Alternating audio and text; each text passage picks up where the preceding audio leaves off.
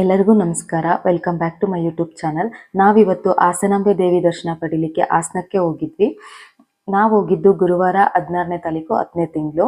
ನಾವು ಹೋಗಿದ್ದ ದಿನ ಸುಮಾರು 4.5 ಲಕ್ಷ ಜನ ಸೇರಿತ್ತು. ಸೊ ಹಾಗಾಗಿ ನಾವು 1000 ರೂಪೀಸ್ ಟಿಕೆಟ್ ತಗೊಂಡು ದರ್ಶನ ಸ್ಟಾರ್ಟ್ ಮಾಡಿದ್ವಿ. ಯಾವುದೇ ಒಂದು ಊರು ಕ್ಷೇತ್ರ ಆಗಿ ಬದಲಾಗಕ್ಕೆ ಅಲ್ಲಿ ನೆಲೆಸಿರುವ ದೈವಿ ಶಕ್ತಿಗಳೇ ಕಾರಣ. ಅಂತಹ ಕ್ಷೇತ್ರಗಳಲ್ಲಿ ಈ ಕ್ಷೇತ್ರ ಕೂಡ ಒಂದು.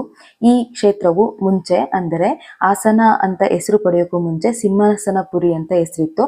ಹಾಸನಾಂಬೆ ನೆಲೆಸಿದ ಮೇಲೆ ಈ ಕ್ಷೇತ್ರಕ್ಕೆ ಹಾಸನ ಎಂದು ಮರುನಾಮಕರಣ ಮಾಡಲಾಗುತ್ತೆ. ಈ ದೇವಸ್ಥಾನವು ವರ್ಷಕ್ಕೊಮ್ಮೆ ಓಪನ್ ಆಗುತ್ತೆ.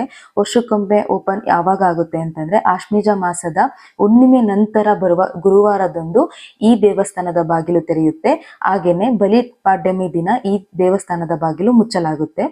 ಈ ದೇವಸ್ಥಾನದ ಪವಾಡ ಅಥವಾ ವಿಶೇಷತೆ ಏನಂದ್ರೆ, ಯಾವಾಗ ಬಾಗ್ಲು ಮುಚ್ಚಿದ ನಂತರದ ಅಂದರೆ 365 ದಿನ ಅಥವಾ 1 ವರ್ಷ ಆದ ಮೇಲೆ ಬಾಗಿಲು ತೆಗೆದಾಗ ದೇವಿಗೆ ಹಾಕಿರುವ ಹೂವು ತಾಜವಾಗಿರುತ್ತೆ ಮತ್ತು ನಂದಾದೀಪ ಪ್ರಜ್ವಲಿಸುತ್ತಾ ಇರುತ್ತೆ. ಹಾಗೇನೆ ದೇವಿಗೆ ಇಟ್ಟ ಅರ್ಶನ ಕುಂಕುಮ ಆಗ್ಲಿ ಎಡೆ ಆಗ್ಲಿ ಯಾವುದೇ ಕಾರಣಕ್ಕೂ ಅಳಿಸೋಗಿರಲ್ಲ.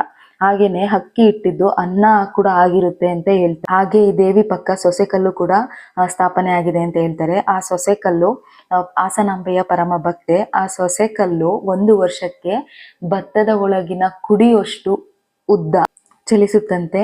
ಹಾಗೇನೆ ಅದು ವರ್ಷಕ್ಕೊಮ್ಮೆ ಈ ತರ ಚಲಿಸಿ ಚಲಿಸಿ ಚಲಿಸಿ ಹಾಸನಾಂಬೆಯನ್ನು ಮುಟ್ಟಿದಾಗ ಈ ಕಲಿಯುಗ ಅಂತ್ಯ ಆಗುತ್ತೆ ಅಂತ ಕೂಡ ಹೇಳಲಾಗುತ್ತೆ.